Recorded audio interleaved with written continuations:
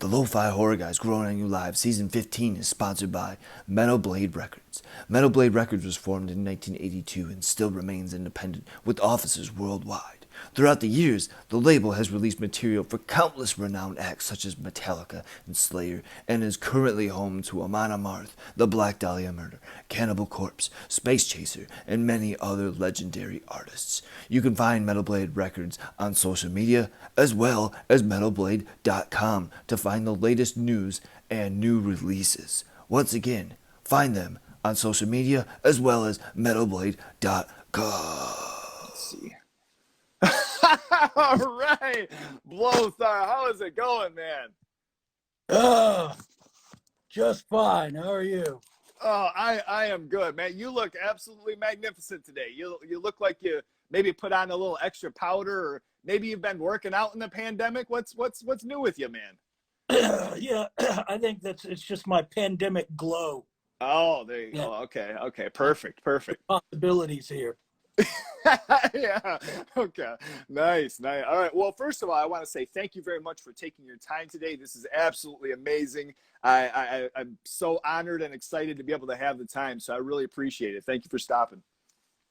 I'd like to pretend like it's not a bother, but it's horrible. Nice. All right. Well, here on Growing on You Live, I start out with one introduction question. The remainder of the interview is about your craft, your career in music, with Gwar and such. And then I have one finale that I wrote just for the episode. So if you're all comfy, ready to go, we're going to start this bad boy up. Okay.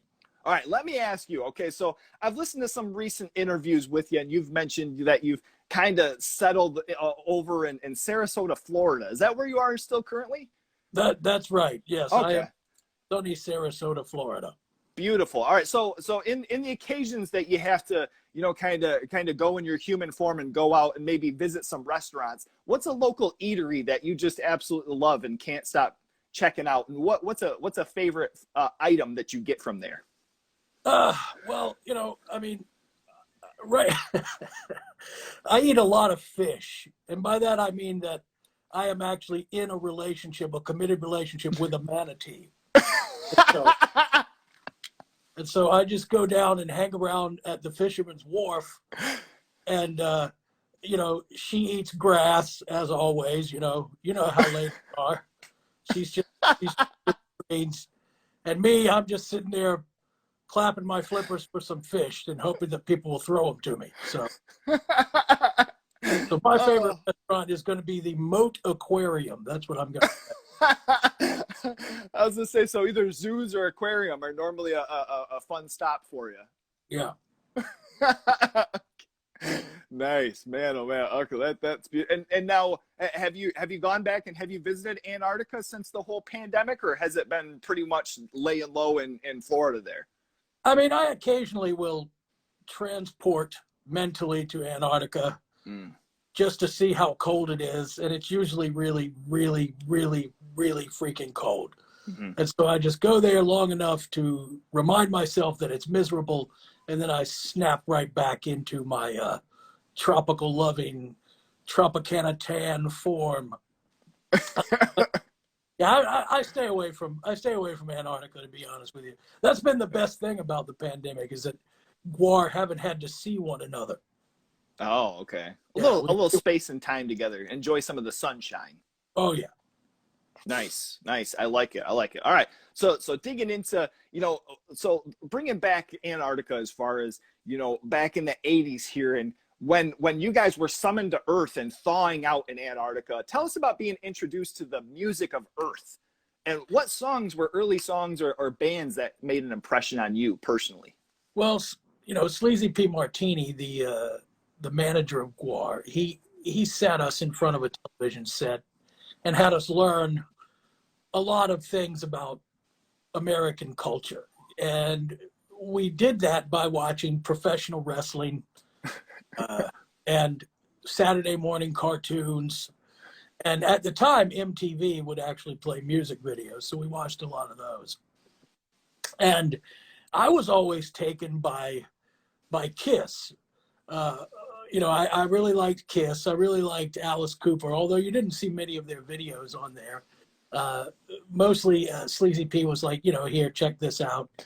Here's a copy of Rock and Roll Over. So we listened to a lot of Kiss, a lot of Alice Cooper, a lot of, believe it or not, a lot of Devo. Okay.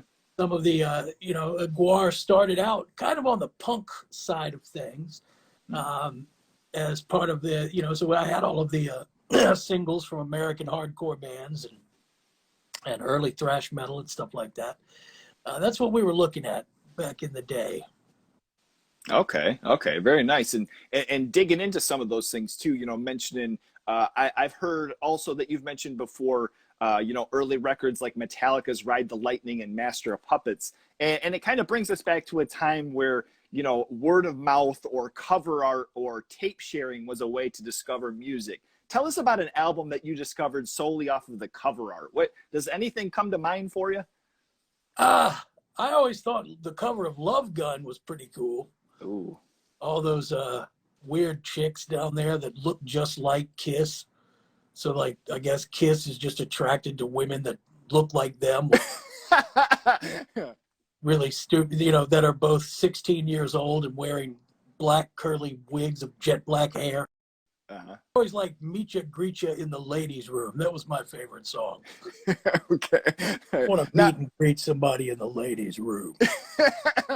Boy, I don't know what exactly happened there. Maybe it was the ladies' room and Instagram wanted to kick us off. They're not going to censor us, though. It's not. No, I think it was a solar flare. Those bastards. All these spaceships trying to go in outer space and all. Yeah. Rich dudes. Yeah. So I wanted to ask you, as far as, mentioning on that cover art, would you be into something like going out on stage for a concert and seeing just a sea of women that all look just like you guys?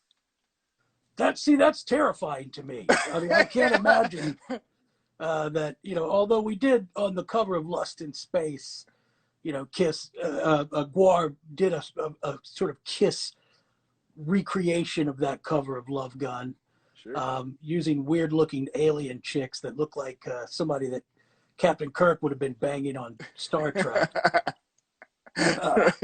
But no, I mean, there's no way I want to look out in the audience and see a bunch of female Blothars. That would be horrible. Oh, my lord. Yeah, that would be interesting for sure. Now, so as far as most recently, holding the throne of vocalist of Gwar, you had started off early on playing bass in the 80s and 90s with Gwar.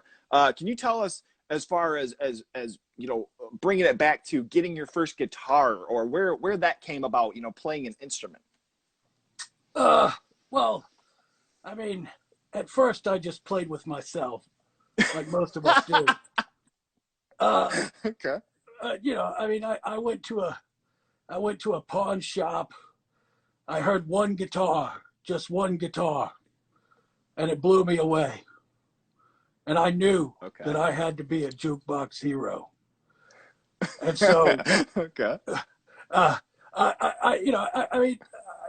played bass guitar. Bass guitar is something that you get your friend who doesn't know how to play in the band. So that's what I did. It's not like bass players are smart or good. We're terrible at everything, and that's why we play bass guitar.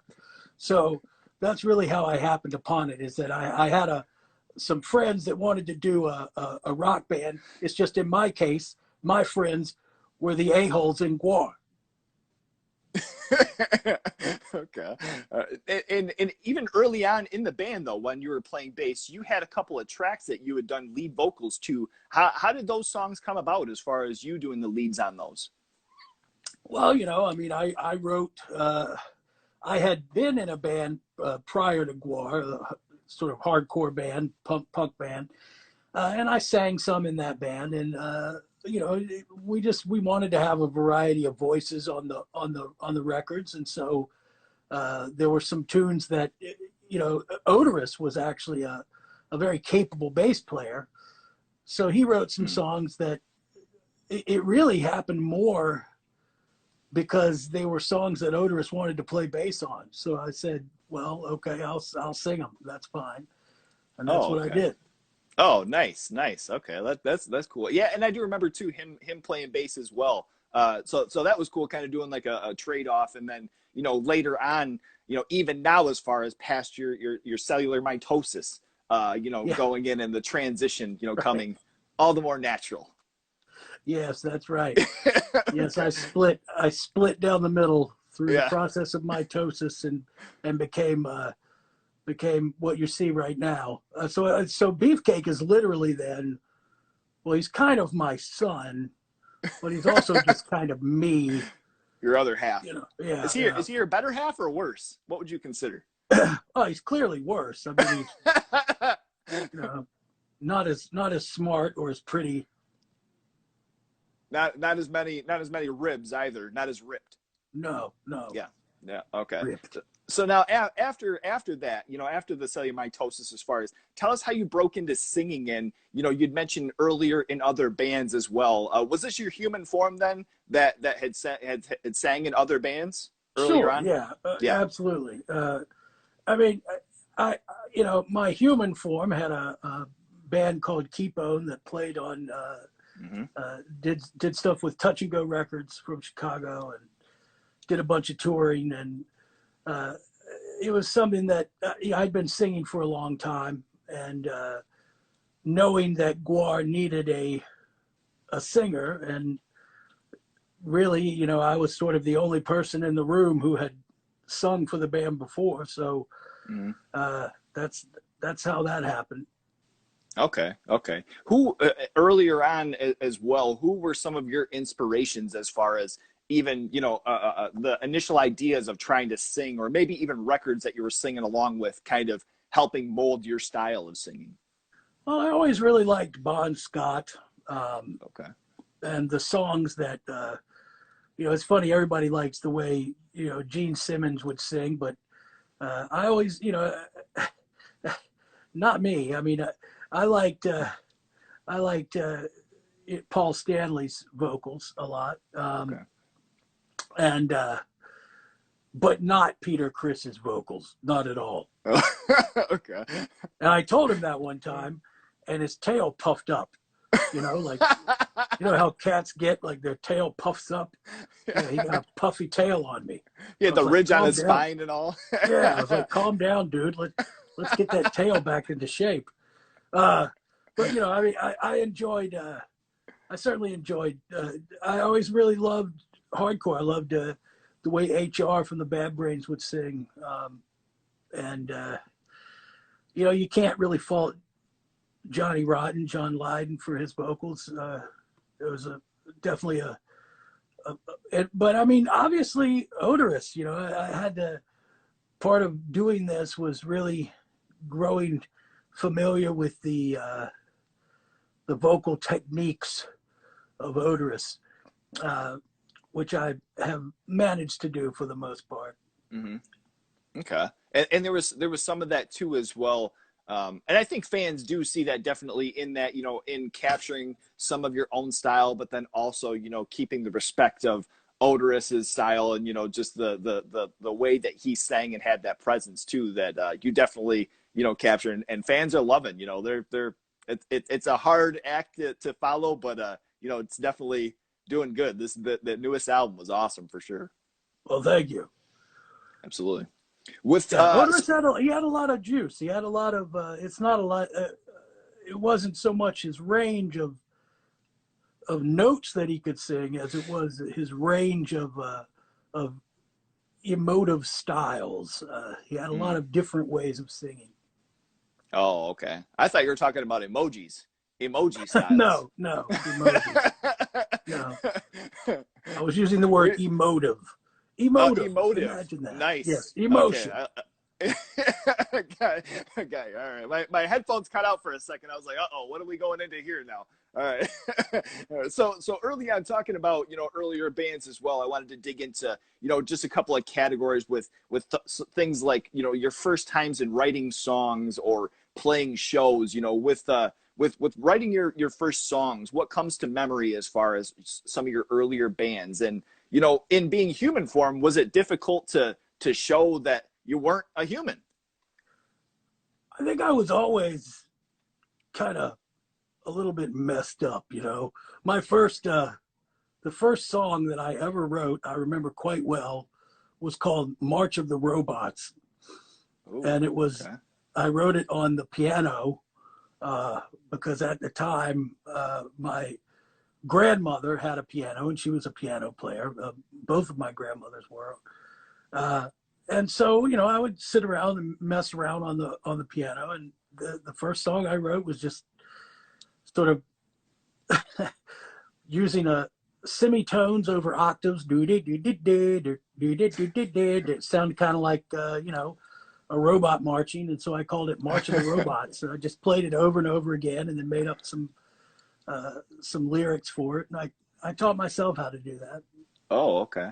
Wow. All right. Nice. And then going into playing shows, what were some of the first concerts and shows that you had played? And was it a success, or did you have strings break, or, you know, shit fall over?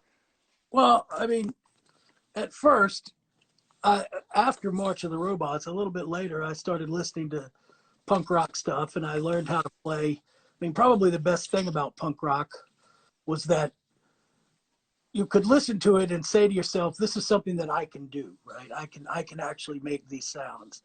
Mm-hmm. And so, you know, I couldn't make the sounds really that Led Zeppelin are making, or at the time even that Kiss are making, but I could make the sounds that Minor Threat and the Sex Pistols were making, or the Dead Kennedys. So I sat down and tried to do it.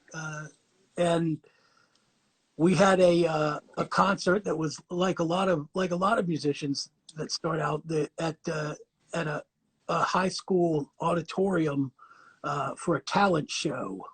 Okay. And our talent was playing really, really loud, crappy versions of other people's songs.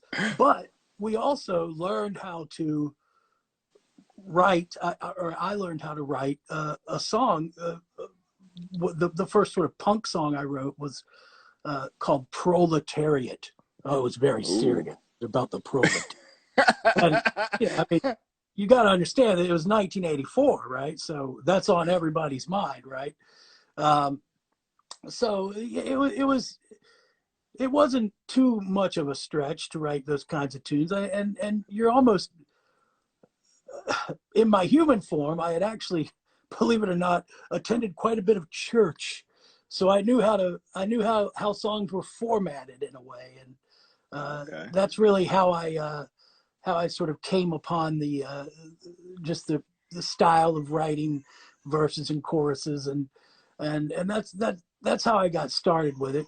And you know, it was a lot of fun, and it's still fun in a way.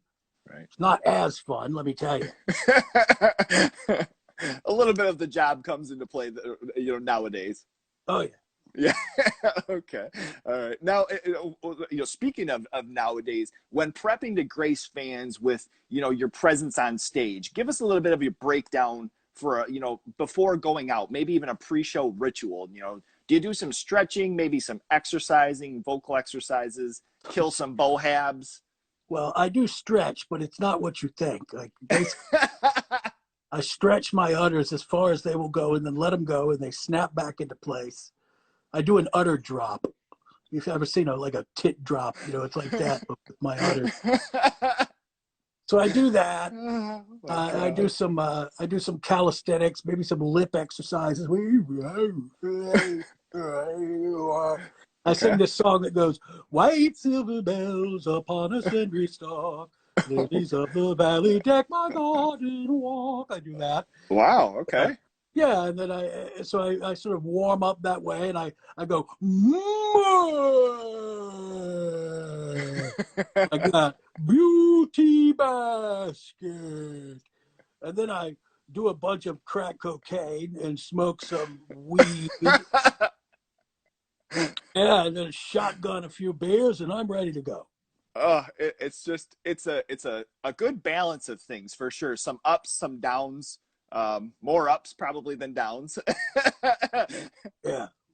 Nice. I like that. All right. So, and you know, as far as did that change in your preparation from being a vocalist to, you know, going out and playing bass? My warm-ups? I mean, yeah, because in bass guitar, all you have to do is stand back there by the drummer and pretend like you're doing something. You know, I mean, you still did backing vocals though. I guess that's what I was asking as far as when you're playing bass. Sure, I would have to sing, but you know, I mean, there's no challenge in that. You're just throwing your voice on with some other jackass. But no, I mean, like, yeah, of course, there was more of a warm up routine for singing for Gwar. Singing for Gwar is not an easy job, especially not compared to playing bass guitar, which, as I've said repeatedly, any ding dong can do. All right, so digging into the latest record, we got The Blood of Gods, and that was the first record that you were premiered as the vocalist. Tell us about the first songs that made the foundation of what became the album. You know, some of the earlier tracks that you were writing lyrics to and heard riffs to. Well, I think right away, the sort of War on Gwar was one of the, while it was the first song on the record, it was also one of the early tunes that we worked up. Okay. And we knew we wanted to have something that was, you know, do some stuff that was heavy and that really, I mean, there were a lot of challenges with making that record because you have to make a Gwar record without Odorous Urungus, right? Like that's a tall order. I do think that we managed to do that. I think that probably the greatest achievement of that record is its most humble one, which is that it does sound like a Gwar album. And we managed to do that, you know, working as a team, as a group, as a sort of calling on the elements of Gwar that were still in the room, and making something that really worked, in my opinion. And certainly the early song, you know, War on Gwar, Phantom Limb was another one. I mean, there's a mood on that album which is sort of paying homage to Odorous, and also the other theme is Gwar at the end of its rope and wondering whether or not we should continue on. And I think those things come across with that record. Yeah, absolutely, and I think it's something to, you know, well across the fan base as well, that everybody's happy that you did, and everybody's happy that it turned out the way that it did. I think even more so that they're happy that you did, because the outcome of it was so awesome. And I love that you mentioned the album opener too, because it was unusual to have an album opener that's 7 some minutes long. You know, it's a little bit of a different, but man, I mean, what an absolute killer, you know, start to, you know, not wondering, or kind of wondering what you're going to be getting yourself into. And yeah, that album was awesome for sure. That track was a great opener. Thank you. Now you guys have a tour that you guys just were announcing here. You got the Scumdog's 30th anniversary, and you're bringing out Napalm Death, Madball, and I Hate God. If you had the opportunity to cover a track from each band, what song would Gwar cover from each of these bands? You know, I don't know any songs by any of those bands. Okay, so I'm going to say all right. None of them. I mean, yeah, we would probably pick the song that they do that nobody likes. and really, you know, I mean, if there is one particular song, I mean, look, I'm not going to pretend that I'm some kind of a huge fan of the bands that open for Gwar. Usually, when the bands that open for Gwar are playing, I am getting a blowjob from a 7-headed hydra in the back of the tour bus with my nose stuffed with cocaine. So they're lucky if I even walk by them to go to the bathroom. Oh my God. I couldn't have asked for a better answer. Honestly, I wanted to put that out there, and boy, that was more than I could have asked for, especially for, I've always kind of wondered how that relationship was with, you know, not being a huge fan of Humans and having to tour with them all the fucking time and being surrounded. Yeah, they're miserable. It's miserable. Good Lord, that I mean, was a great answer. I love probably that. the worst part is mistaking them for items on the deli tray. I've accidentally eaten more than one grabbed it bass. for a salami roll. Yeah. What do you mean this is the Oh. player from Born of Osiris? I thought it was an olive with picks in it. I thought it was a hairy olive. I didn't know. Oh my God, that is so funny. What can we expect out of this tour other than sheer awesomeness and plenty of gore? I'm hoping. Dear Lord, I hope there's gonna be more than ever. Yeah, I mean, it's not like we're gonna change and suddenly do no gore. Wouldn't that be hilarious? Yes, it's like, Boy, oh boy, that'd be something.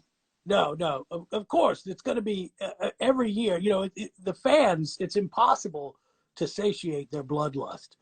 They always say, it wasn't as bloody this year, but we have steadily gone up. I mean, at this point, we're shooting like 100 gallons of liquid on the audience.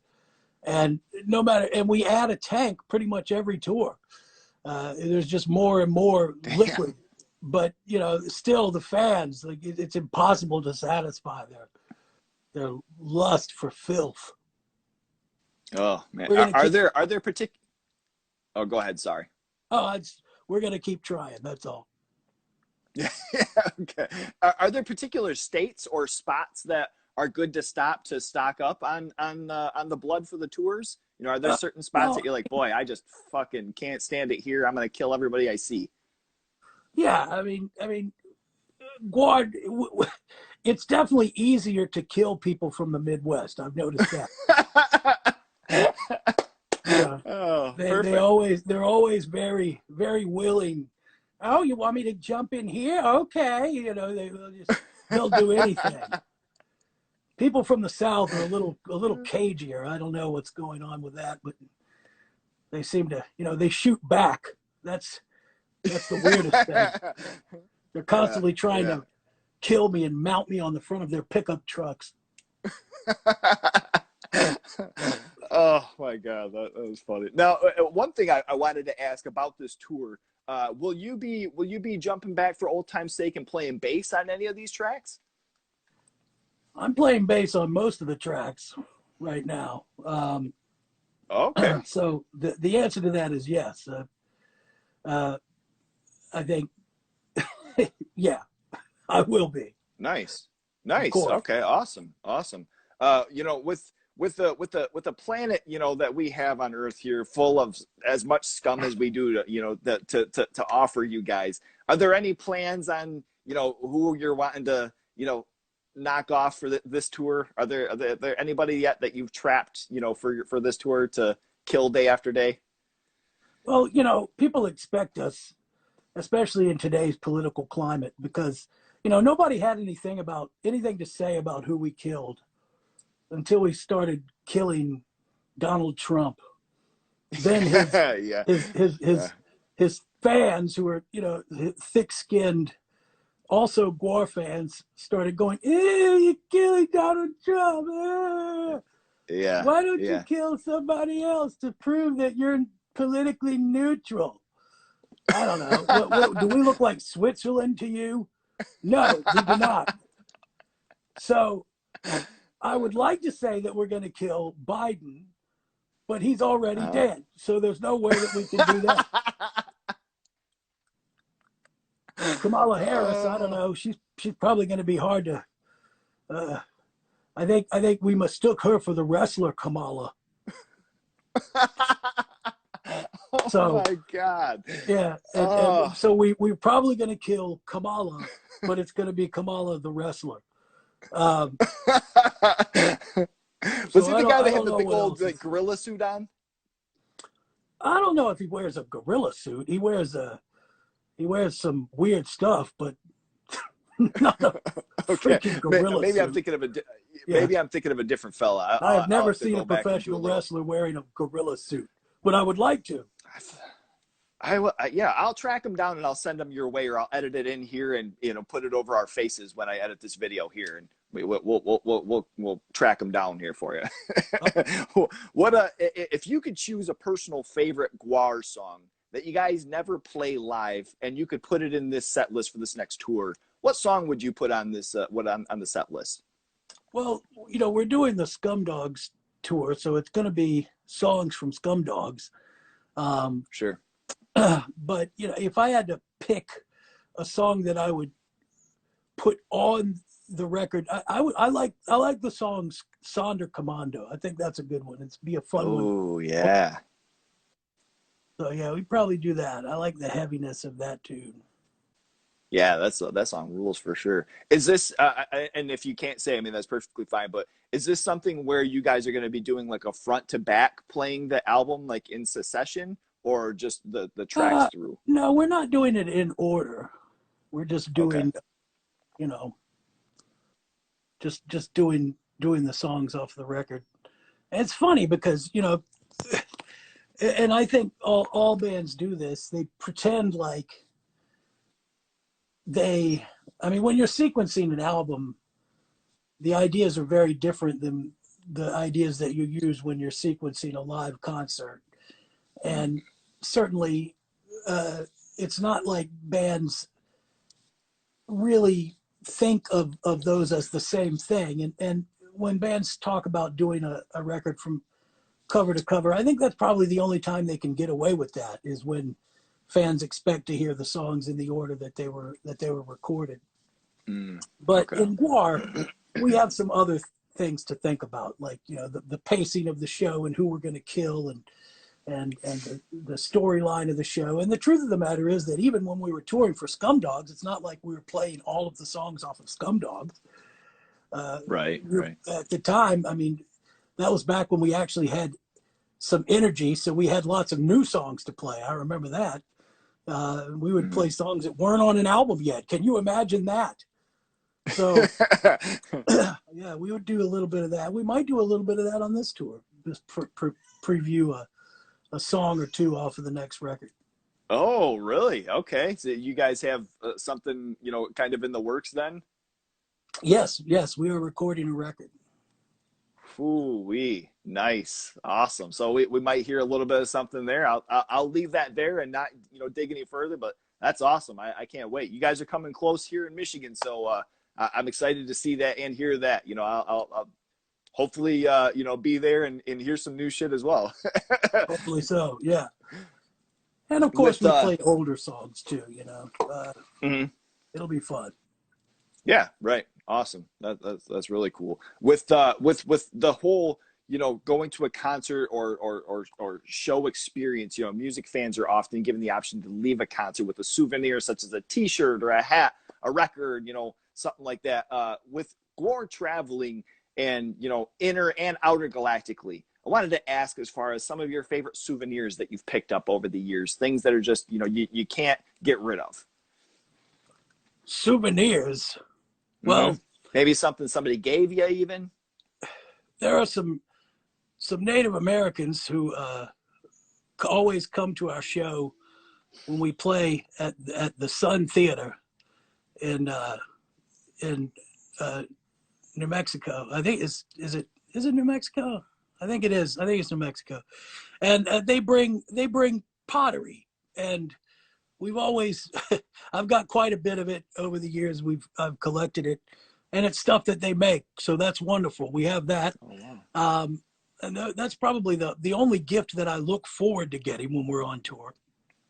Oh, wow. Otherwise, you get a lot of things like venereal diseases and, you know, the flu, things like that. Hopefully we don't get gifted the coronavirus on this trip. Right. Dear Lord. I mean, has management at all made any sort of like special masks for you guys when you're kind of going in between crowds or anything like that? Or, you know, are you doing anything to you know, prep yourself, or are you saying fuck it? Yeah. Gwar does not wear masks. Look at me now. Am I wearing a mask? No. And that's because I never wear masks. The truth of the matter is that Gwar is impervious to the coronavirus. So there's no real concern, but because it's inconvenient for other people, we have made a lot of ridiculous rules surrounding it. Oh, okay. Yeah, Okay. All right. mainly to cause problems for venues and for fans. Okay. Okay. Have you had any situations that trying to go out to a local supermarket or anything, and you not having a mask, they were trying to tell you that you couldn't be there, and you're like, I will kill you. No, I comply. I comply. Oh, okay. Because I'm a decent, not a human being. I just I just walk into the local giant. Well, what is it? I guess it's Publix. Yeah, that's what we have now. Is Publix. Okay. Yeah, here. And if you can imagine Blóthar just strolling through the produce department, pushing a cart. Yes, on rollerblades. I usually wear rollerblades and a thong. I stop in on my way back from rollerblading on the board, and I just sort of breeze into the Publix there and push my grocery cart around wearing my and a mask. Nothing but a thong and a mask. Oh my God. Oh dear Lord. I can't imagine. I mean, I would only imagine that people just rush up to you and bow at your feet and ask for autographs. I imagine it's pretty tough. So a lot of times you'd have to go to in the human form, right? Sometimes I go into human form, yes, but Okay. I mean, humans are so hideous that it's difficult to maintain the human form for long. Probably, while during the pandemic, we played one show that was really good because everyone there was a car. And Oh, okay. yeah, it was just a show for cars. Mm-hmm. It was outdoors at a drive-in, and that was probably the best looking audience we've had. Oh boy. Check out the headlights on that one. Yeah, she's got a good looking exhaust. Oh my Lord. It's funny you bring up that show because that's tying right into our finale here. That was my last question that I had, and this is your opportunity as far as letting fans know, and then we're gonna dig into our finale. But letting everybody know what's going on with Gwar and what's new with the band. This is your opportunity, man. What's new with the band right now is that we're recording an album. We're working on a graphic novel. We have a whole raft of products, which, some people complain about, if you can imagine. Like, how dare you sell stuff? Yeah, you're right. You're right. This is all about the art.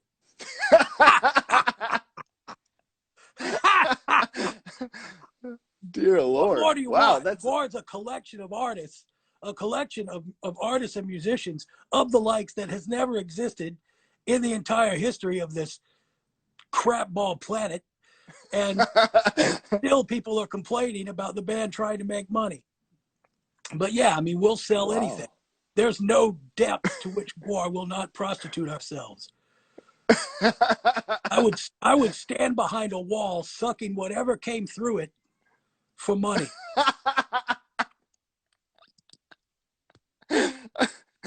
Oh my Lord. And dear, if you want to, Heavenly Lord. Not to do any self-promotion, but you can find me at Fantasyland in Tampa on Thursday nights, 7 to 9, stall number 13. Put it through the wall.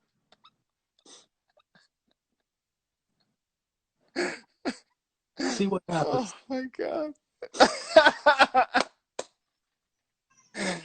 Oh my God. I'm gonna have to edit out half of this fucking interview from me laughing and interrupting you. I'm so sorry. Oh my God. That's fucking ridiculous. Look at Braven 420 says, I'll be there. He's coming. Oh, somebody wants to meet me at the Flying J. Yeah, I will meet you at the Flying J. That's me. Blóthar's a lot lizard. Oh, I mean, there you go. There's a little bit of the hustle right there. So a little bit of side money for going on the road. It is a way to make money on tour. Just while we're stopped for gas, go out and blow some truckers.